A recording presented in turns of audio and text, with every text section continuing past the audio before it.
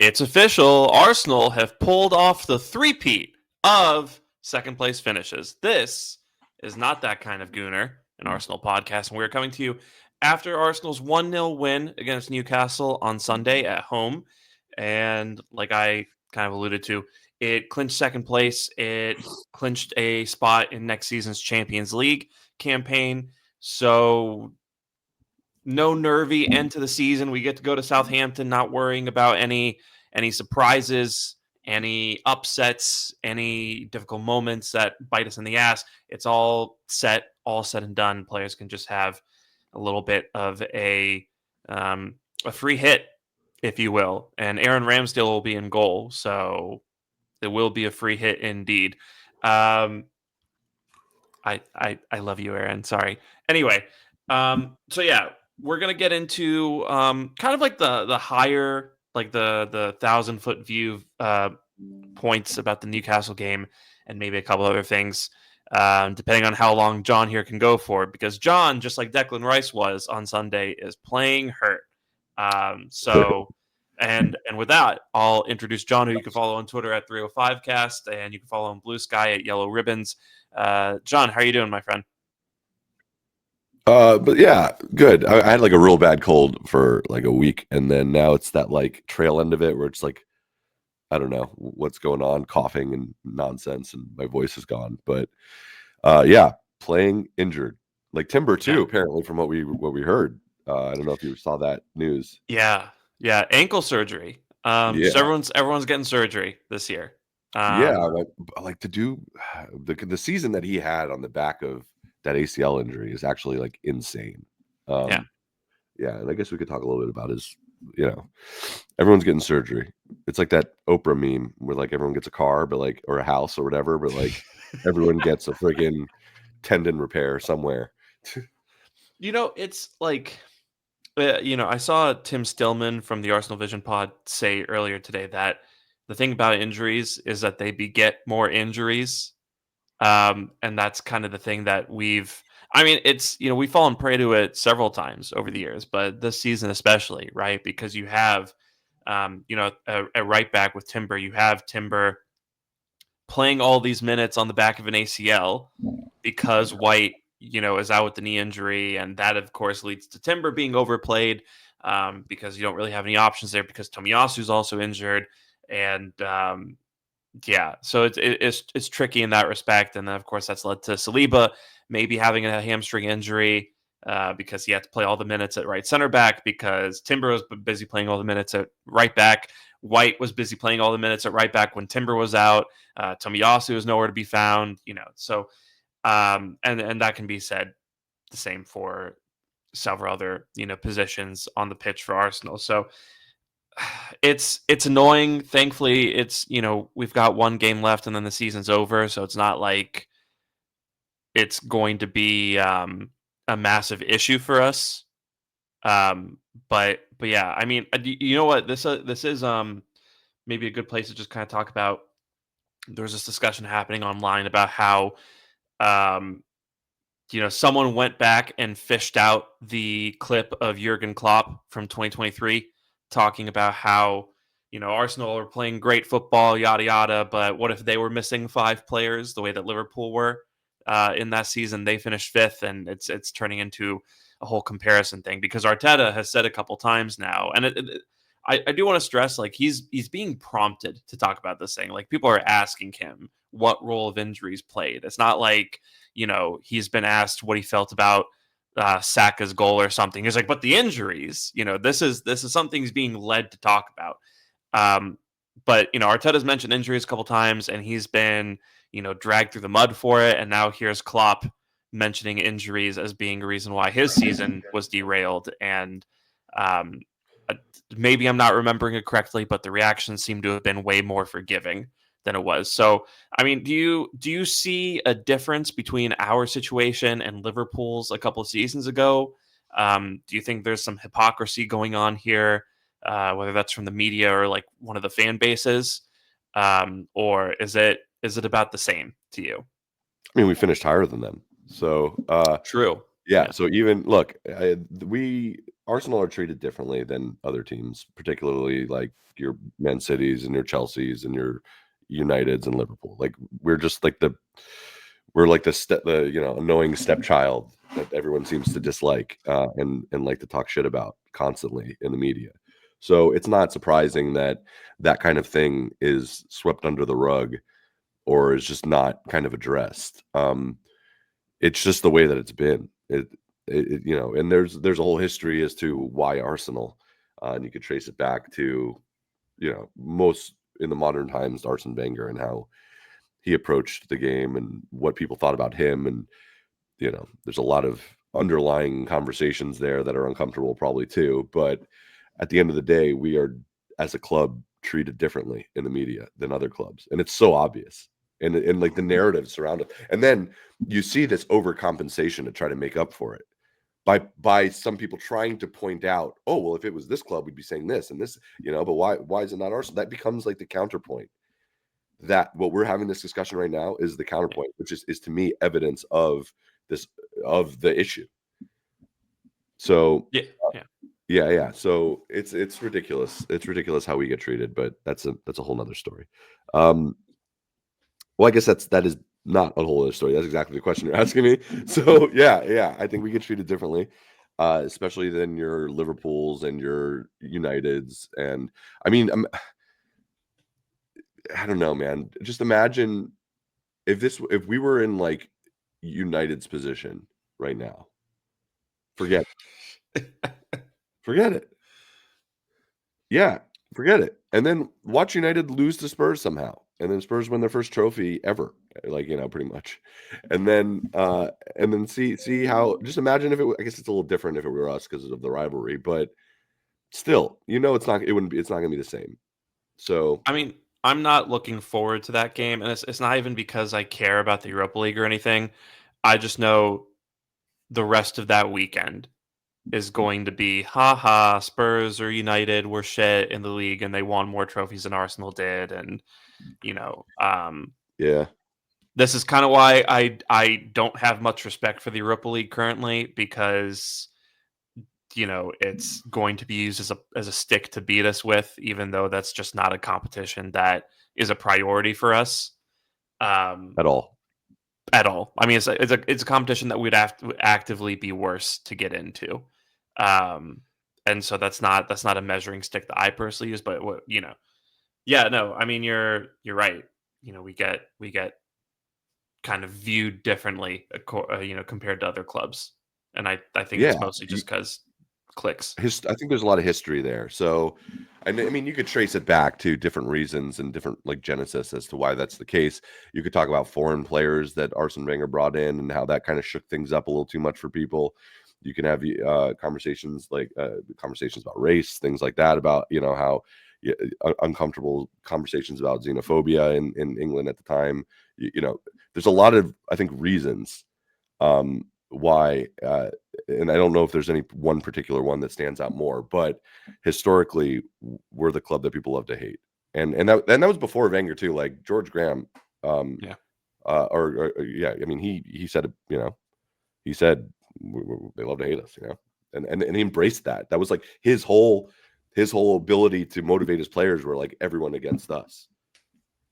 So it's not something new to Arsenal fandom, but now with social media and stuff, it's so blatant though. Before you wouldn't get it all the time because there wouldn't be so many sound bites and interviews and clips and this, but now you just see so much, and you see more instances of other clubs getting treated differently than Arsenal do across social media, across the written media, across Twitter and all whatever. Yeah, it's I think just because of the world that we live in, where everything is fed to you in 140 characters or less and 30-second clips, and that's all you have, unless you actually are willing to do your own research. That's all you have to form your perception on things. Um, like I've had conversations with people who are just like, yeah, Arteta only ever complains, and it's like, no, you only ever see clips from like Haters TV or ESPN FC or whoever of Arteta saying, 45 words on something, out of 1,000 from a press Yeah. conference, Did you and ever that's did you ever see an interview with Jurgen Klopp? You want to talk about complaining? The guy was a pro complainer. yeah, Yeah, but no, it's not that. It's just it's funny. It's best of the you're so best. funny and quirky and German and like or whatever. It's like I Also, guess he's not also German, but Jose Mourinho. Jose Mourinho literally was waiting in the garage after games for referees to to confront them. Yeah, And he did complaining during his press conferences as well. But what people will tell you is that those guys get a pass because they won things. And I don't see how that's relevant. Like complaining is complaining. And so, it, I like Arteta's also won things. I like if Pep Guardiola is to be taken at his word from his recent comments, Arteta's won 3 trophies in 5 years, which is a pretty solid return if you look at it like that. But yeah, I think there's a lot of bad faith going on there, and when people just kind of wrap up this point, when people kind of talked about how Arteta is such a unlikable character, it's because they're seeing him say, "Yeah, injuries are why," or he'll say injuries are a big part of why we didn't do as well as we wanted to this season, and then that's it, end of clip, and they just keep on scrolling, and they're like, "Wow, that Arteta guy's a real asshole," yeah, you know. yeah. But that's the Yeah, thing. Like he's being asked questions and he's answering them. He's not, and like I feel like there's a fine line between coming up with a reason for something happening and then trying to rationalize or justify it happening based on that reason. It's like a distinction, a small one, with a difference. It's a distinction with a difference. So you can say, "Oh, I got into a car accident because I ran a red light and I was speeding and all of that." I'm not justifying why it happened. I'm giving an explanation for why I got into an accident. You know, if I was like, "Oh, it's not a, hey, whatever, like I got into a car accident because I was tired, so it's not my fault," like then we're talking about excuses, we're talking about yeah, trying to justify or rationalize it. I don't think there's any justification or rationalization going on with Arteta. It's more of like like an autopsy, like a post-mortem, where you're yeah, just factually stating the different factors that contributed to a certain outcome. And I think that, especially in the media, that gets conflated all the time. yeah, When you're saying, "Oh, we've had injuries," it goes, "Oh, you're just blaming it on the injuries. It's not your fault. It's not anyone's fault. Like you would have won, but for the injuries." And it's like, well, no, no, no, no. I'm just giving you an explanation as to what happened. Like I figured you'd want that insight from someone who's closer to it than you are. That's why you're asking me the question as a manager. Like yeah, you want to know my side of the story, like based off of my very, very inside information. And I'm telling you, part of it's injury. Like, you know what I mean? It's like, what are yeah. we doing here? Yeah, no, I mean, they're asking him, "What do you think went wrong this season?" He's like, "Oh, like injuries, and we had a couple bad refereeing calls against us, and you know, I think he's also Excuses. kind of yeah, excuses, like, and he's also and like he is saying like at multiple times this season, like we didn't do the job in the boxes in certain matches, and I think he's also dropping subtle hints that people upstairs need to make some signings, need to help him out, which is Subtle. yeah, I mean it's not We I have mean that. the Our one owner like literally wrote an expose in the match program about how he's going to invest because of we everything. will invest. Yeah, yeah. So it's not so subtle. Well, yeah, and Arteta like yesterday. Oh, I want to find the exact quote here because yesterday they're talking to him and they're like, "Are you gonna, are you looking forward to a rest or something like that?" And he was just like, "Here we go. Arteta said, finish the season, go to the beach, enjoy a few days, and make sure the ones upstairs they do what they have to do." There you go. There you go. And That's and not so very subtle, man. like That's by the players. We know what we need. So yeah, and I guess that's I I I guess my question is, how do you think the club will respond to that? I don't want to, because I don't want to ask the obvious question of like, oh, like, what do you take from those comments? Like, it's all pretty right. clear. The club is going to respond by recalling Fabio Vieira on loan and putting him as a number 10 starting next season. No, I like literally that would be the most Arsenal thing ever, right? So, but I think legitimately, I don't know. We're kind of in new territory. I don't think we've ever been this strident about, at least from like the higher ups and the mouthpieces, about doing something big. You know, it's always kind of been teasing or saying, oh yeah, you know, be excited or this, like vague. Now it's like the owner of the club is putting out a statement in the match program about investment. You know, the manager is passing the ball directly to them with no unsure words. The entire footballing, and in some cases not footballing world, and I say that because I have friends who are just getting into soccer and football, and they're like, oh, so Arsenal need to make some big signings, and I'm like, how do you know that? And it's like, and it's like, oh, I just what I, you know, it's like osmosis. Like the world knows that Arsenal need to do X, Y, Z. Like it's not, there's no more room for gaslighting anyone. Like we can't, like maybe before, like you know, there's certain things that you need to build and this and that. That's gone. There's no more. They can't do it. Also, there's no like PSR excuse, right? Like Right. last summer, you're seeing journalists come out and basically say, "Oh yeah, like we're a little bit close on PSR restrictions, blah blah blah." You're so But far away. throughout this season, those same journalists have been like, "Oh yeah, there's no PSR issues. Arsenal could spend quite a lot of money if they wanted to." Yeah, exactly. And that kind of goes to what I'm saying about like there like the roads are narrowing down. Like all the different forks are starting to like get closed off, and it's coming down to one stretch of highway.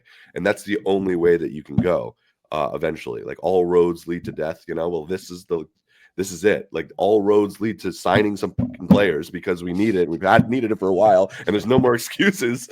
Like do the thing, you know. I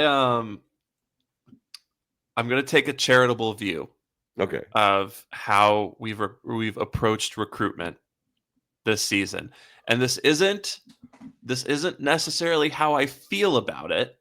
This is what I hope the reason is, right? Um, I think, sorry, not I think, I hope that we have been finagling financially and kind of scrounging up resources and like kind of keeping the powder dry in anticipation of this summer. And now that we've I know it doesn't make the most sense, and that's No, why it I does. don't. It does. Okay, I'm not saying I completely see the tea leaves there. The reason I interrupted you there was because like this is the same thing that we were talking about last season, about yeah, last summer.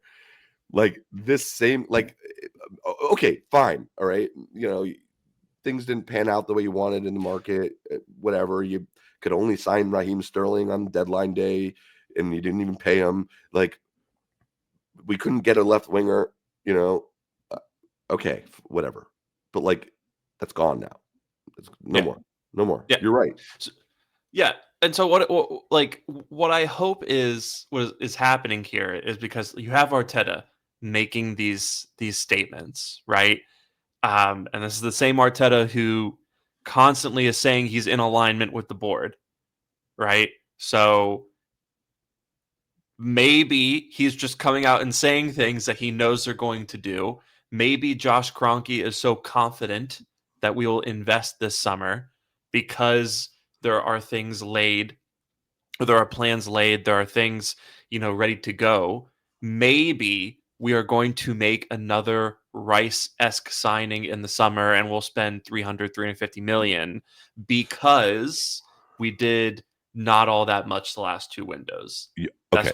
That's what I hope. That's not what I I think. I tend to not only hope, but probably I would venture into thinking that that's what's going to happen. But my only concern Mhm. is it, and this comes to like whether you have faith in the manager and their selections and stuff. Remember, we were kind of blindsided by Edu leaving and things like that. Whether this new guy is talking a big game, and like I just hope it's that they thought that through. That what's his name? The guy that we brought in, Berta. Berta, right? I hope that it's not like, yeah, we're gonna get this guy and this guy and this guy. You know, like basically what you would do to swing around your credentials at a new job. to try to, give yourself some kind of like legitimacy, in a new role. And this is it. Now the eyes are on you in big part based off of what we need and things like that. So presumably they brought him on for a reason. I'm just worried that, and this is this is cynical of me, but I'm worried if all of this hype is something that Berta has been driving and like sold Arteta on his vision.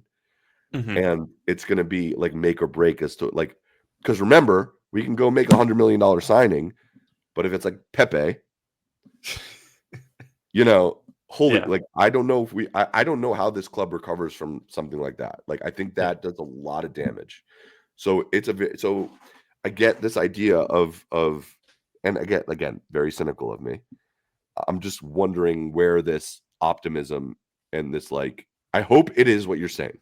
I hope there's this plan and that it's a good one and that they've thought it through and they've had their targets and they have their backups and that they know exactly what we need and that they Yeah. execute it efficiently. I don't want to wait until the end of the, like, that's another thing. I want to see at the end of the day, I want to see some movement early on in the window. I'm okay with waiting into the end if we get the right person. Okay. But that would not be ideal for me for many reasons, including squad assimilation, things like that, being able to do a preseason.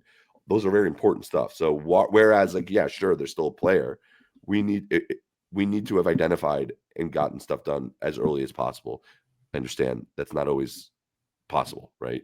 Yeah. You have contract situations, you have things that are moving variously, but variably. But we've at least identified certain ones, like Zubamendi, right? I think Zubamendi is just about wrapped up. Yeah, that's what all so like that's that makes sense. If we're starting to see signings like that, we're fixing things that we need to fix. I'm with you. I have hope. I have Yeah. hope. I do. I But I do have a little cynicism there sprinkled on. Yeah. I think, I mean, honestly, I think I have a little as well. Like I'm ready. I'm mentally prepared for this summer window to end with a Sterling-esque signing again, right? Yeah. But so Berta gives me some optimism for two reasons. Number one, he had a track record of bringing in like big signings for Atletico Madrid. Not all of them panned out, Right. right? Because this is a guy who signed Joao Felix to Atletico Madrid, but for the most part, he has a track record of getting those big deals over the line, and that's just Yeah. not something Edu was particularly adept at. And the second thing is, Berta started out as an accountant, and so I think there's kind of a level of like financial nuance to how he operates that Arsenal might have found attractive in terms of like, figuring out ways to like pay transfer fees and installments or pay salaries and like kind of Pull some levers. structure things. Exactly. Yeah. Well, hopefully without pulling levers, but like structure things so that like, we can be a little clever with how we spend our money. Um, so I think those are kind of like the two things about Berta that are really attractive. But yeah, I mean, I don't think there's much of an excuse to not get most of our signings in before like late in the window, I think so. right? It needs to be that Because way. yeah, because there's no international tournaments. I mean, there's a Club World Cup, but like I I don't see that being a big enough deal where like It would stop us from doing the business we need to do early. yeah. Yeah. Like if we are, I think Real Madrid are in the Club World Cup. I think so. Yeah. Let me look. If Real Madrid are over in the States playing in the Club World Cup and we go after Rodrigo, right? Like I don't think Rodrigo is going to be like, "Oh, well, like I have to wait until the end of this tournament because it's really important to me before I go talk to Arsenal." I could be wrong about that, but like I Yeah. don't think it's the same as like the Copa America. You know what I Real mean? Real Madrid, Manchester City, uh, Flume, Chelsea, Al Ahly, and Inter Miami. Clubs will feature clubs will feature 32 elite teams from every continent, including giants. El Like, Ehly's like, gonna get smacked, and I can't wait for it. yeah, you're not a fan? They are the arch nemesis of my dad's favorite team in Egypt. Which is, Zamalek. Oh, okay, cool. Yeah. Although Good. apparently Zamalek has had some problems recently.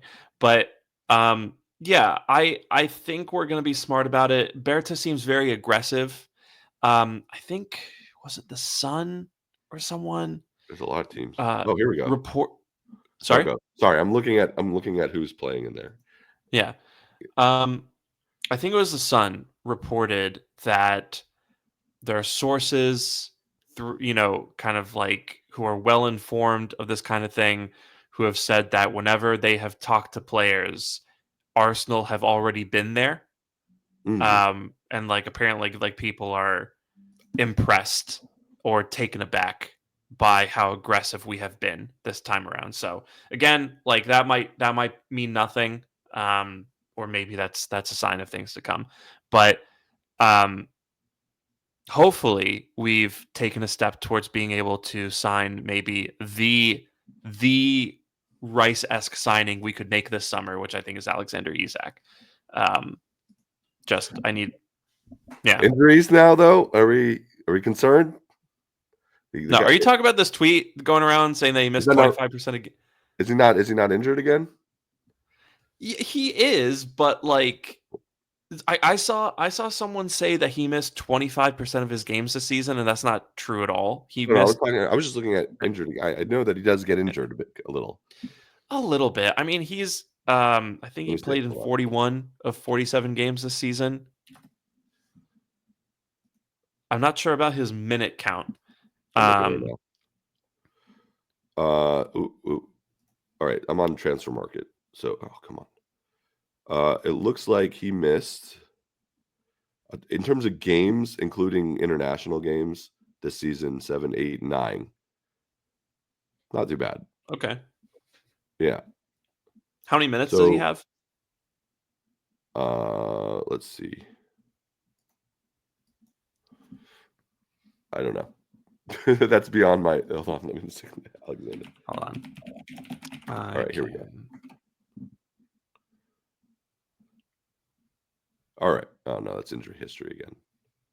He has 3,234 minutes this All right, season. that's pretty good.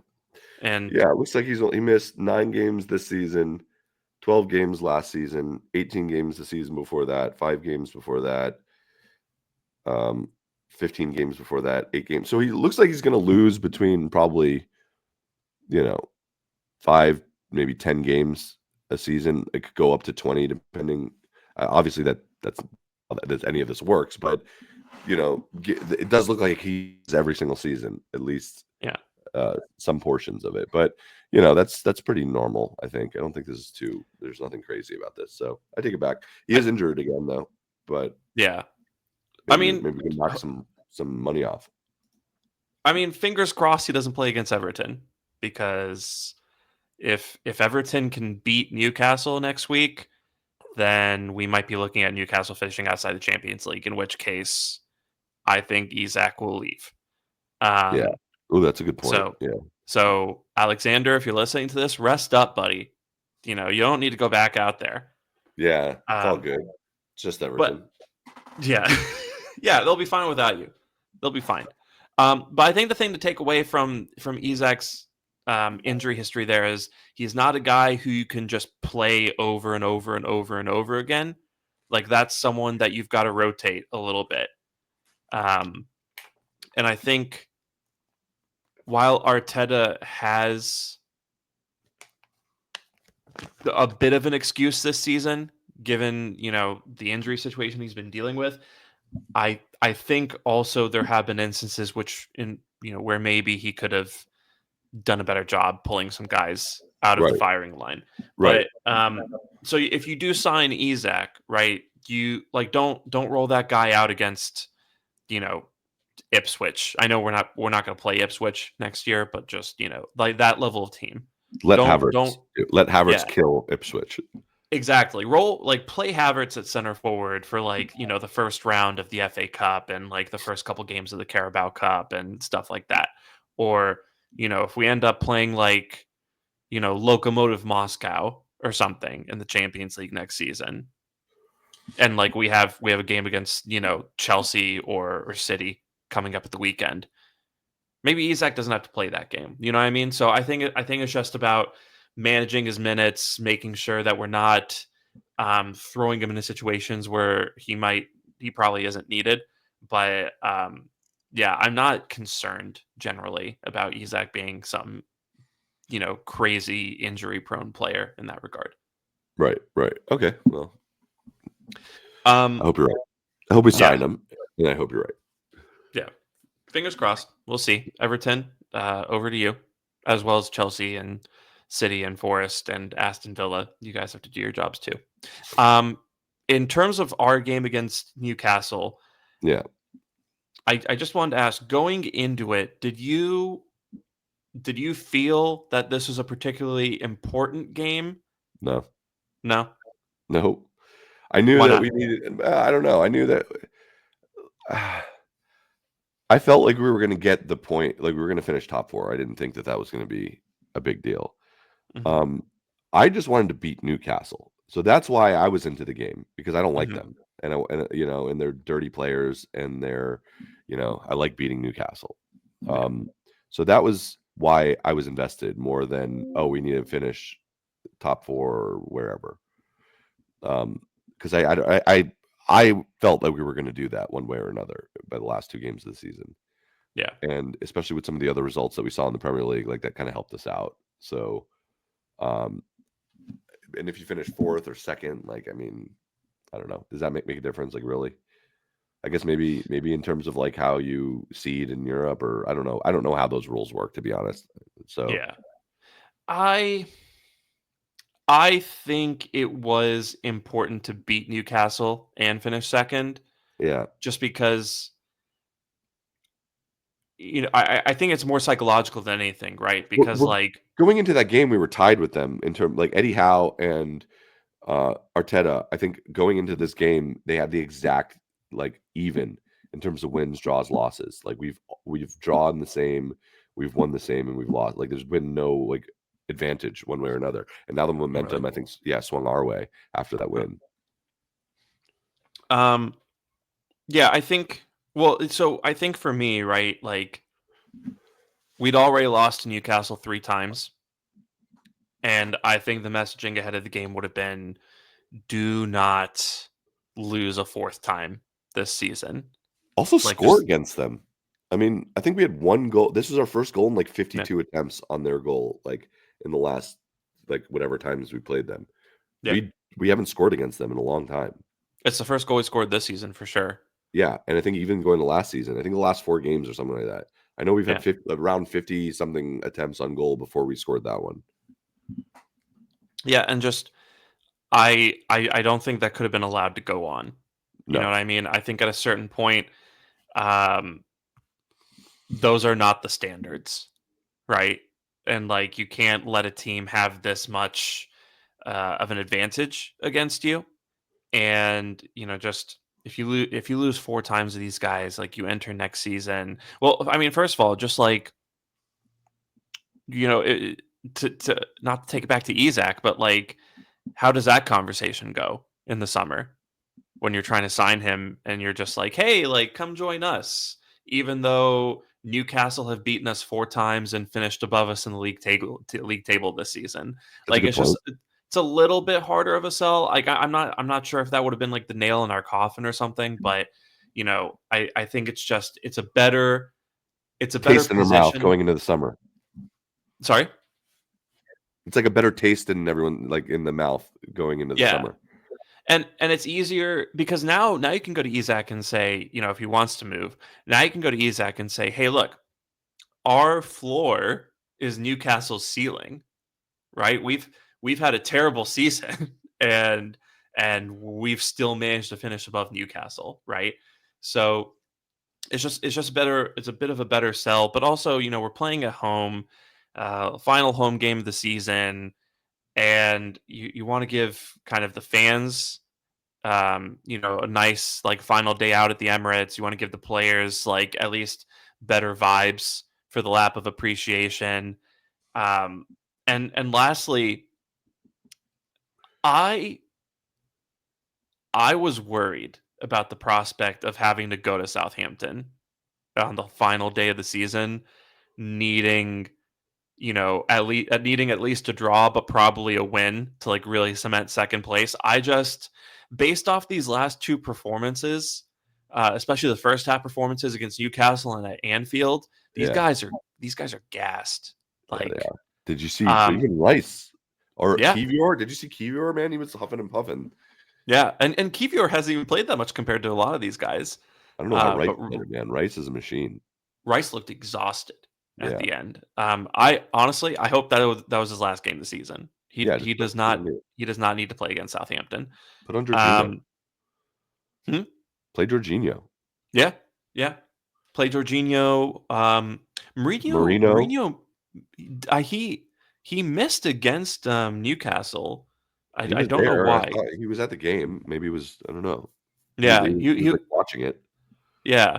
Hopefully, I don't know what it is. Maybe it's a short term thing. But if Marino's available, play him in midfield.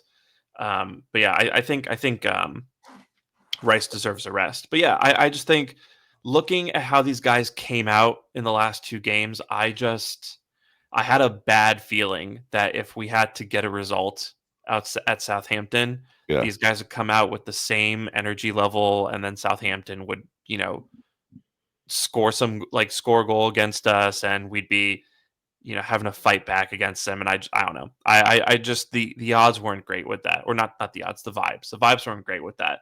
yeah, Um, so yeah, I think it was a big game in those respects where you want to make sure that this team doesn't firmly establish themselves as a bogey team for you. You want to have a good final day of the final home game of the season, and if you can, which we did, wrap up Champions League qualification now. So, yeah, yeah. I'm glad they did it. Also, kind of another thing I'm taking for the game is we can still scam results, which is really Love that. nice. Yeah, because we had less XG than Newcastle did. So, Yeah, Rice's um, goal. That was a great goal. Oh, yeah, great goal. I mean, I knew when he was teeing that up. I'm like, that this is a goal right now. Watch, boom. He's like he's just one of the most technical players on our team. Like yeah. low key, one of the most technical players on our team. If not, no, I don't know. It- Maybe the most technical player on our team. his Odegaard is ball pretty damn striking. technical, but Yeah, he's deceptively technical player. yeah. Well, I just think Rice probably has the best ball striking on the team right now. Right now, yeah, yeah, yeah, yeah. Yeah, I don't know what happened to like Saka. Saka forgot how to score goals, I think maybe, but yeah. I think he's I got to don't. be exhausted. The guy, so like Yeah, and double team constantly. I don't think he's at full fitness. No, he doesn't I look like it. Yeah, I think Saka rushed back for the Real Madrid game, and then now just has kind of been doing this thing where he's playing because we don't really have any other options, but he's just kind of like finding ways to get through the game without like overexerting himself, Right. um, which is fine because again, like who We else don't are you want gonna him to hurt play himself. there? Do not hurt yourself, Saka. It's okay. Yeah, It's okay. like outside of Saka, who are you gonna play there? Wineri, Sterling, maybe I'd Martinelli, but rather I'd rather I'd rather play there than Sterling. Like it just, what was really funny? So Arteta was, subbing on like Tierney and Jorginho, like to kind of do their farewells at the Emirates. Sterling did not get off. no, no, no, no. He was cleaning up the locker room. No one wants to say goodbye to that guy, and not because we want him to stay. No, honestly, look, at the end of the day, like he's never like said anything bad. He's never been like, he's never like had a bad attitude. It seems like he's gone on and done, he's just not good anymore. Yeah, He's just lost. It's gone. It's gone. Like I think the yeah, stuff that he had that was really made him a special player is not there. And I think that mentality wise, I think it just never recovered from that. I think, maybe a different player could maybe overcome that. Maybe, I don't know. Maybe it's something completely physical and it's just not because it's just not the same player anymore. yeah. I So Hand of Arsenal um, tweeted a while back. This is during the whole kind of media backlash against Lewis Skelly for his that rescinded red card at Wolves. Okay. And so Hand of Arsenal tweets something to the effect of, you know, having Raheem Sterling around is like this is where he's earning his paycheck. Where he's like there for Lewis Skelly to deal with something that Sterling has dealt with several times throughout his career, and he's there to kind of Oh, advise him interesting. and get him through that. So he's And I like a life thought he's like a life coach? basically, just like Raheem Sterling is someone who's been targeted by the English media for fairly Yeah, inoffensive that's an things. interesting take. Yeah. Um, and so I don't think that necessarily makes up for his on-pitch performances this season, but I Well, do think, we have Saka for that. Saka was targeted, yeah, and he's a young but player. I think he'd be more relatable than Sterling, who's like, "Yeah, I remember playing against Arsene Wenger," and it's like, that's not relatable. yeah, but I will say I think Raheem Sterling, just kind of the figure he is in the zeitgeist for English footballers and black English footballers. Mhm. I think having him around during that time to just be like, hey, like Yeah, you're right. just You're right.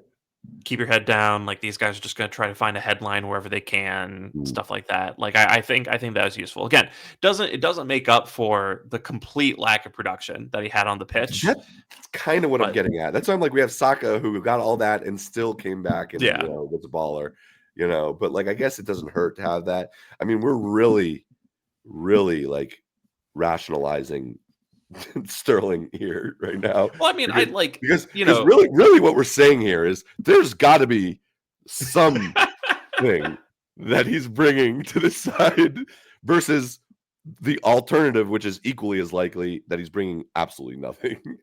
well, I mean, like it's not a saving grace for Arsenal, because it's not like they knew when they Right. signed Sterling and made him get on camera and say you're about to see the best of me, Oh, that that like this was all going to happen, and that Sterling would be a helpful locker room guy to have. So this isn't me saying that, oh well, Arsenal actually were really smart to sign no, like this was still a no, I bad know. signing. Yeah, yeah. It's rationalization on the highest order potentially, which is fine. It's part of the, coping Yeah, with the reality of maybe one of the worst signings we've made in the in the Emirates era, certainly. yeah. Not financially, but just in terms of like the nothingness of it. Um, Well, and just like the compared to the player that he used to be, and like what we should have done on that, what we needed, and then what we actually got. Like, I mean, yeah. if you take all those factors, it's like the worst. Well, It's bad. that's the thing. The opportunity cost of Right. signing Sterling, I think, really killed us this year, Yeah. because we can say that injuries and refereeing decisions were part of why the season went the way it did, and they are. But I think another aspect of it is the fact that we were supposed to acquire more firepower this summer, and we signed a guy who objectively did nothing for us. And not only that, we were stuck with him on the books, on the bench, in the roster, and we could not, you know, we couldn't replace him with someone midway through the season, right? I'm pretty sure. Uh, I want to say it was like Sam Dean, but it was someone reliable came out and said that there wasn't like a cancellation clause in Sterling's loan agreement with us. So, having Sterling cost us the opportunity to maybe in January, go get a Marcus Rashford, go get a Marco Asensio, go, maybe commit a few more pounds to Ollie Watkins, right? I still think we could have gotten creative. We could have, maybe cut Neto and said, "Fuck it. If Raya goes down, we're screwed anyway." Um, but we didn't do that. So I do think that was the opportunity cost with Sterling, and Yeah. Yeah. Yeah. It was bad. that's the thing. Um, Kind of on the transfer front, there's news going around that Trossard, apparently his situation is an open one, and Berta is kind of getting ready to maybe discuss an extension with him. Would you extend Trossard? Yeah. Yeah. Yeah. Yes. How come? I think that he off the bench, he's definitely offers something. Yeah. I think Trossard's a great player. I think there's times when he went missing this season, but I mean, there's times when Odegaard went missing this season. There's times where, even Saliba in certain instances, had his mistakes. Obviously, you can count them on one hand, but he's a player that I think offers something, particularly off the bench. He's a great squad player. He knows the way that Arteta plays football, and I think that I think he sees the writing on the wall if we're going to sign a left winger. Like, where am I going to play? Like, Martinelli is clearly ahead of him in the pecking order. But if there's a way that we can keep him and keep him happy, I think that we should absolutely do it because that depth of because he's versatile too. He's played various places. I think that he's very good in that regard. So if you have depth of, let's just say, kind of would love to sign like a Nico Williams. So let's say you have Nico Williams, Martinelli, and Trossard that could slot in various places as a utility player off the bench. Do it if you can make it happen. Well, I mean, I think we've just been in a situation in the past of not having enough attackers. Yeah. And for a change, I'd like to see us have too many attackers. Like, remember the days where, we had Henry starting, and then we had Van Persie and Adebayor and Walcott, and one season Julio Baptista. Like, we could pull 5 strikers off the bench Right. if we were chasing a lead.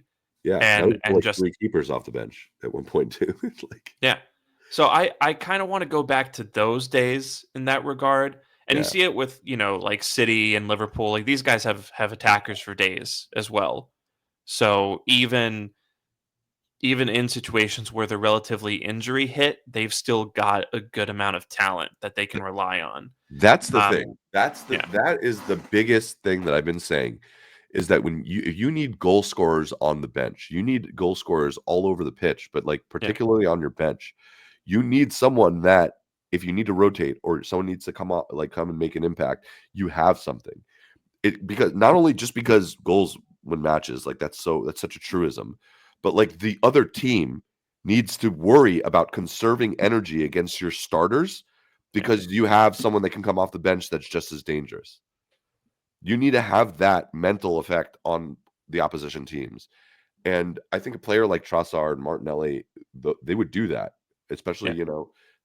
that we don't have anyone on the right side, but that's different story.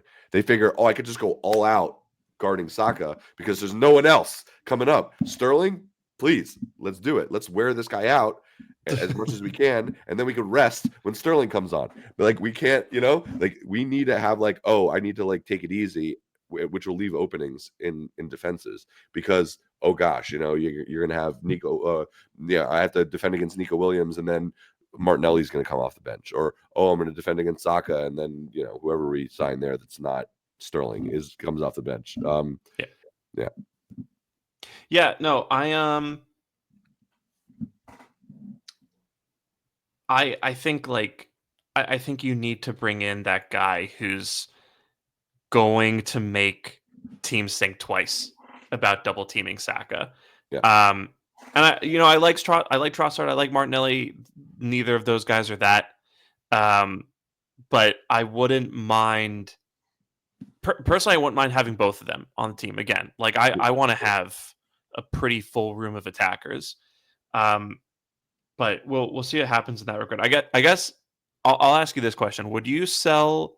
You have to sell if you had to sell one of them. Would you sell Martinelli or Trossard? Trossard. Trossard? Yeah. As much as I think Martinelli is kind of a one-dimensional footballer in many ways, and he's gotten a little better, but he's still very one-dimensional in my opinion. I think that Trossard, first of all, just age profile-wise, there's still room for improvement with Martinelli. And he is, I think we know, the fastest person on the team. So that's something like Trossard doesn't have the most X in the squad, like superlative, right? And that's not coming from me. Other players, when they were interviewing players about who's the fastest, everyone says Martinelli. And we know it. We just see he's rapid. So I think that's not really something you can like train, and it's always a good option to have that in your back pocket. if that makes sense. There's like a superlative that Martinelli has that Trossard doesn't. Yeah, I think I'm kind of in the same boat because, again, as much as I like Trossard, I like Martinelli more as like a late game sub. You know what I Right. mean? Where like if we sign a Nico Williams, or if like reports are suggesting we're interested in, if we signed an Anthony Gordon or something like that, Okay. right? Imagine 65, 70 minutes against one of those two guys, and Yeah. then they come off and Martinelli comes on. Like if you're a right back, you're just saying to yourself, are you kidding me? Yeah. Exactly. And that's what I was getting at, like before, where I'm saying like there is a psychological impact about uh going up against a player, knowing who's going to be coming off the bench. You'd have so just imagine you would have, when you were preparing for this match, you're watching videos of them. You've played against them before, maybe. Like that's always looming in the back of your head as a defender of like who is the alternative here. Like you have a job against Saka, which is hard enough. But then that there's this other job that that you have to do later on in the game, potentially. Yeah. Or it just does something different to how you approach the game. Well, also, right, like because the number of hamstring injuries are going up in the game, and that I think is kind of correlating to the number of sprints that players are required to do. And so I think if you are a fullback and you're up against Nico Williams or Anthony Gordon, knowing that Gabriel Martinelli is probably going to come off the bench near the end of the game, Right.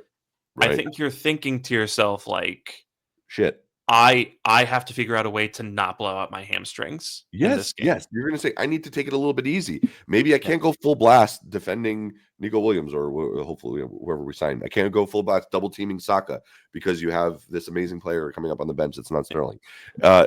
So like that is exactly what I'm talking about.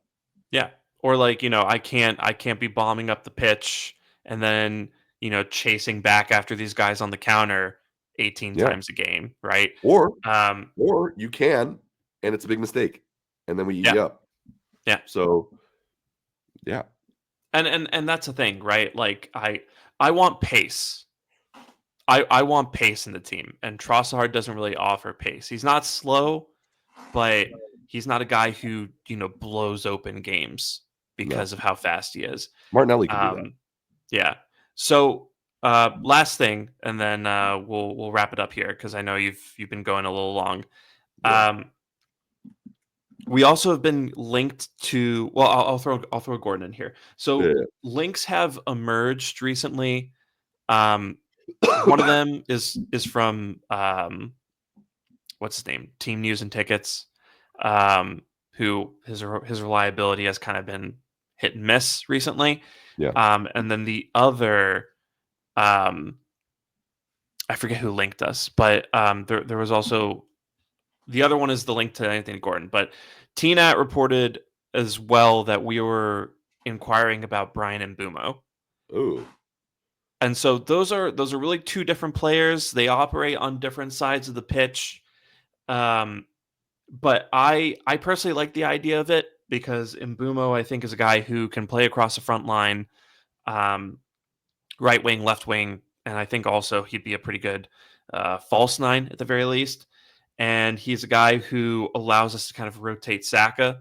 I was talking about with a few friends, and one of them mentioned the idea of you could give Odegaard a rest, and then you could kind of play Saka as the right 8, and then Bryan Mbeumo as the right wing, which I do think would work. I think Saka's recent tendency to Come in. drift into very central areas, Yeah.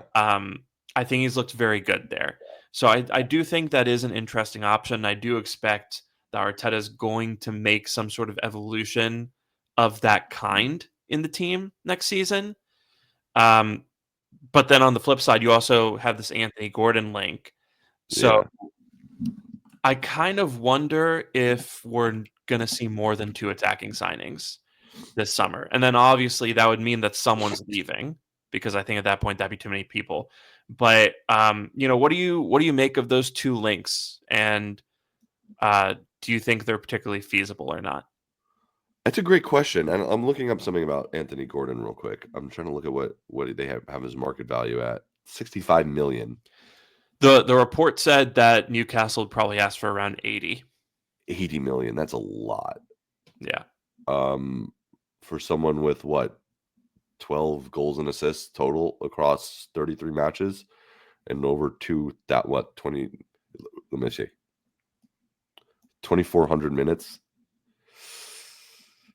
I mean, age profile wise, he's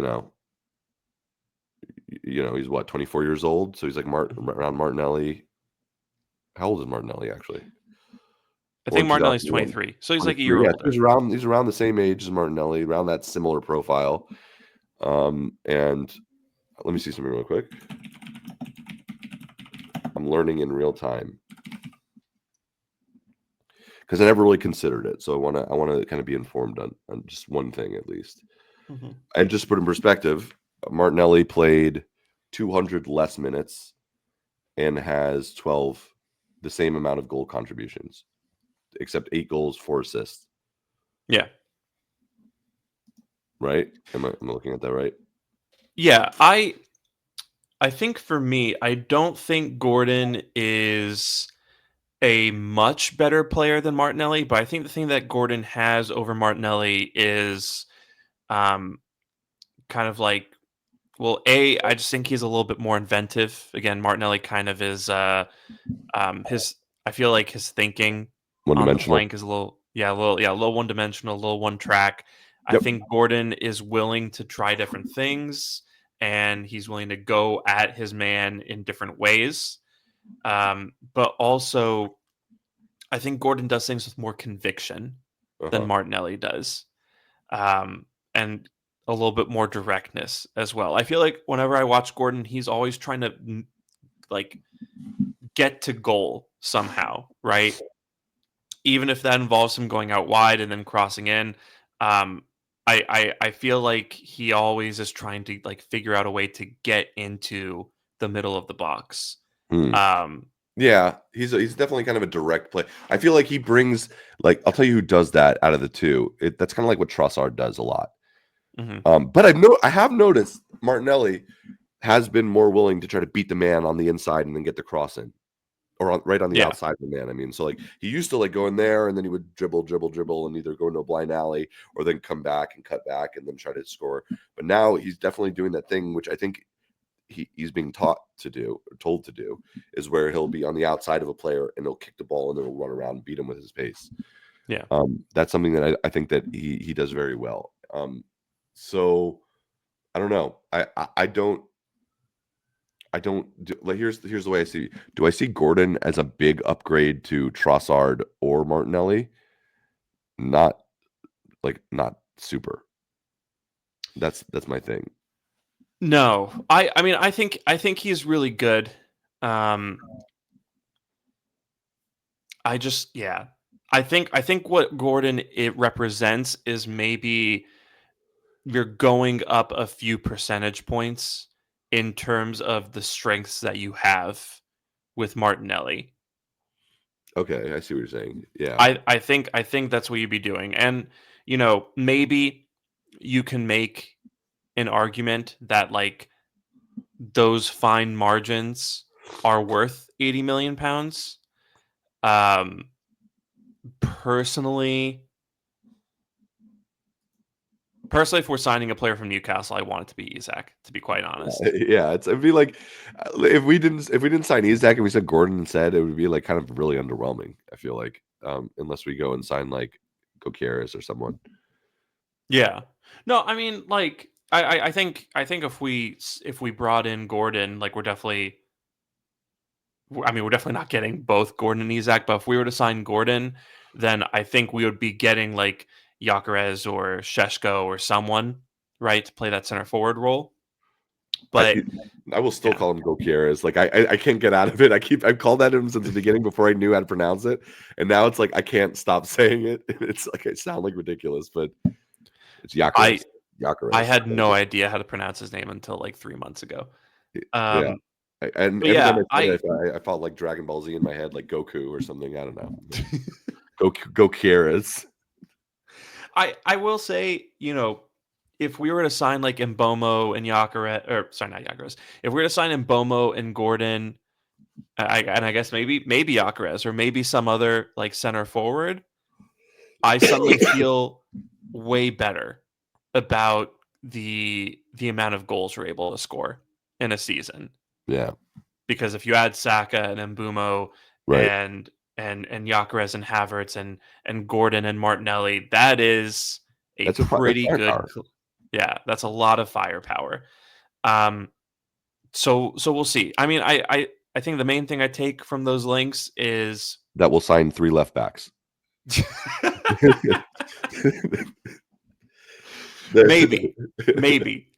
But yeah, apparently we do want a left back. But of course we do. Of course yeah. we do. That's Arteta's fetish.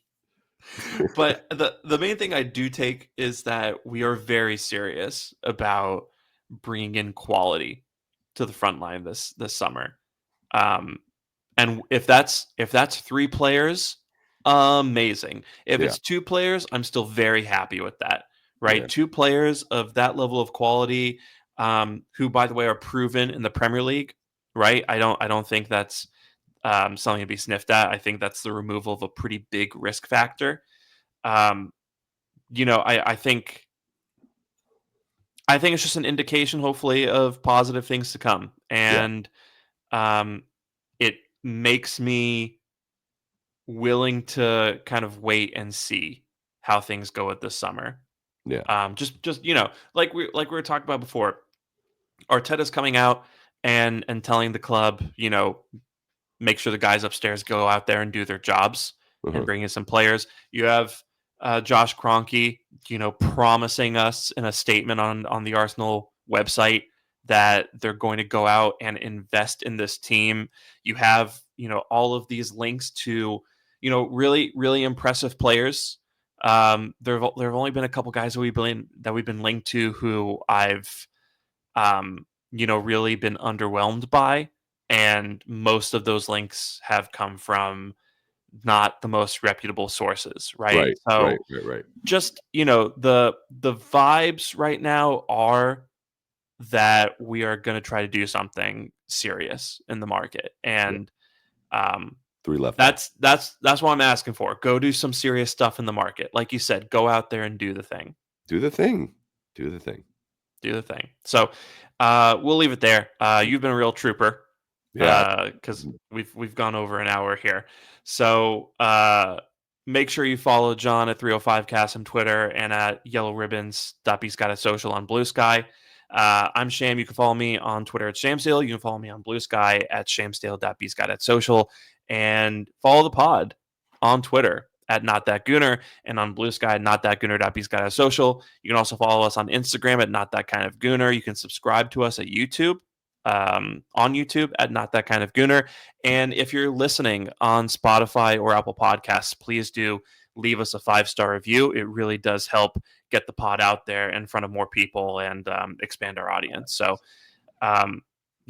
thank you so much for being here with us. And, as we do round the corner here and close out the season, I just want to say, thanks to those of you who've been with us since we started. I know we started halfway through the season.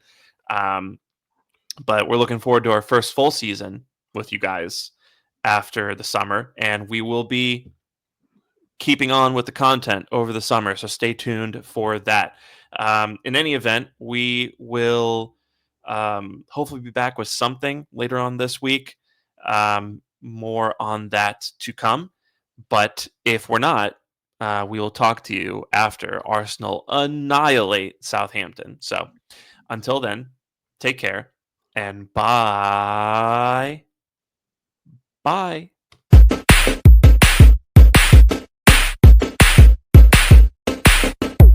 Secret Gooner. All right, I'm a Gooner. Oh, I love you!